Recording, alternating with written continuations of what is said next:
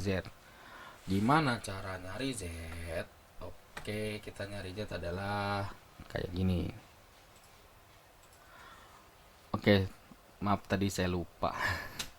Jadi gini, cara nyari Z ini, nilai Z ini berarti caranya adalah nilai dari X bar ini dibagi dengan nilai dari simpangan baku atau standar deviasi gitu.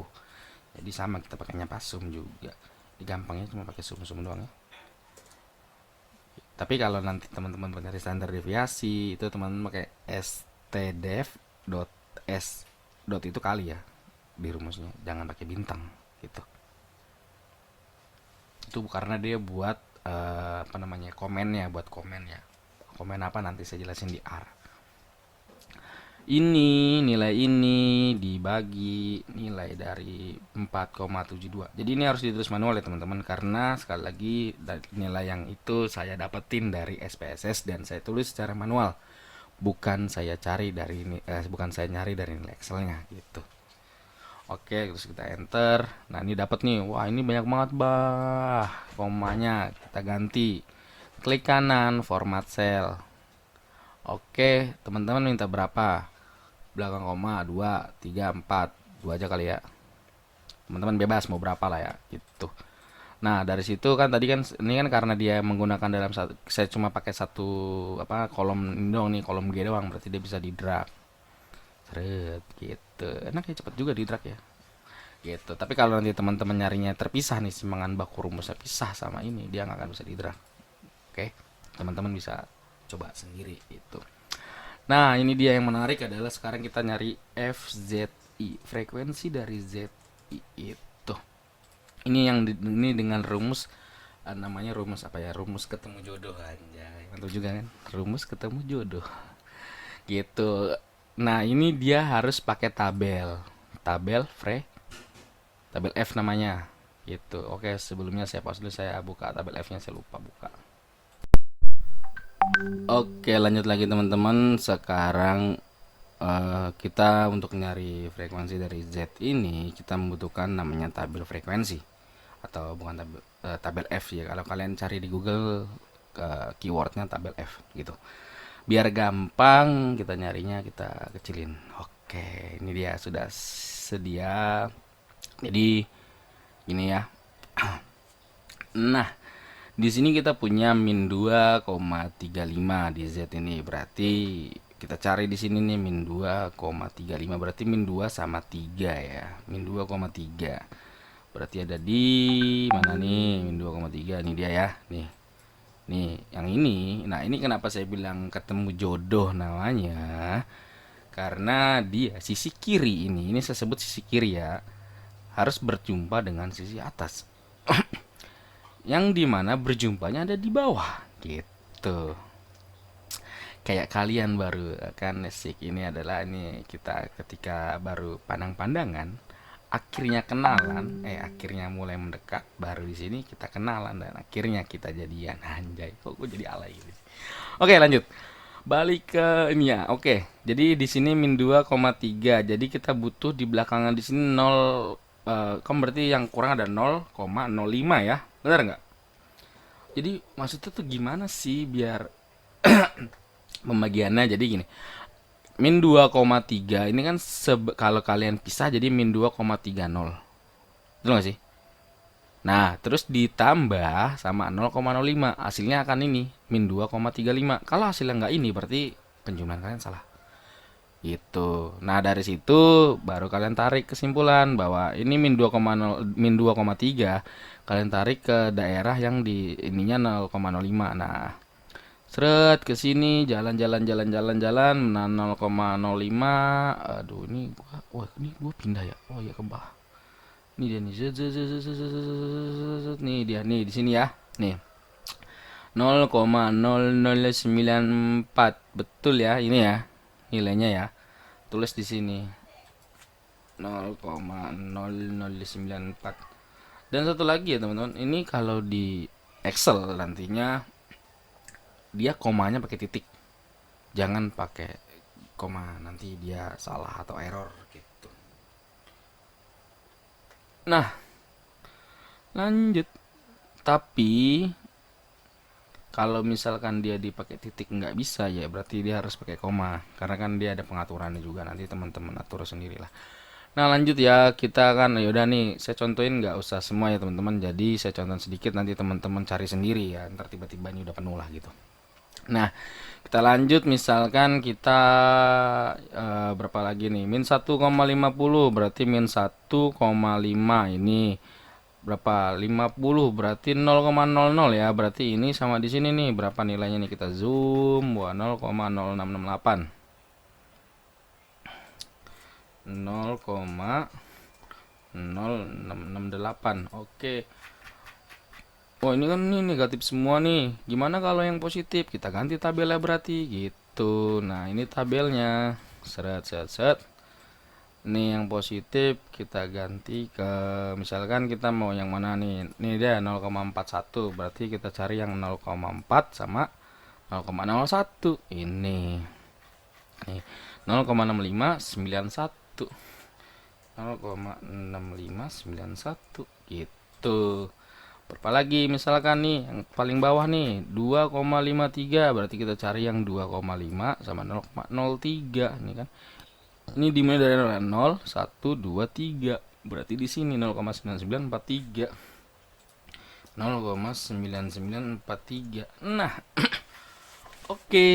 Itu dia buat nyari fungsi Z-nya. Oke, sekarang saya pause dan nanti sudah penuh. Jadi teman-teman cari secara mandiri ya gitu. Alright, alright. Oke, teman-teman kita lanjut ya. Ini sekarang ini kita paste saja, paste. Oke, ini yes saja. Nah, oke, ini udah ketemu hasil dari frekuensi dari Z. Oke. Habis itu kita ini ya tabelnya ini udah kelar. Jangan lupa ini harus di, kalau udah ya udah, mau ditutup boleh, enggak juga nggak apa-apa. Oke, kita lanjut. Habis itu kita cari SZI. Gimana nih rumusnya nyari SZI? Jadi gini. Nah, ini adalah rumusnya adalah Fkum. Ini Fkum ini nih. Ini Fkum ini dibagi dengan jumlah dari frekuensi. Paham orang? Oke, paham lah ya. Itu teman-teman. Gampang banget. Caranya kalau di Excel pakai sum juga sama.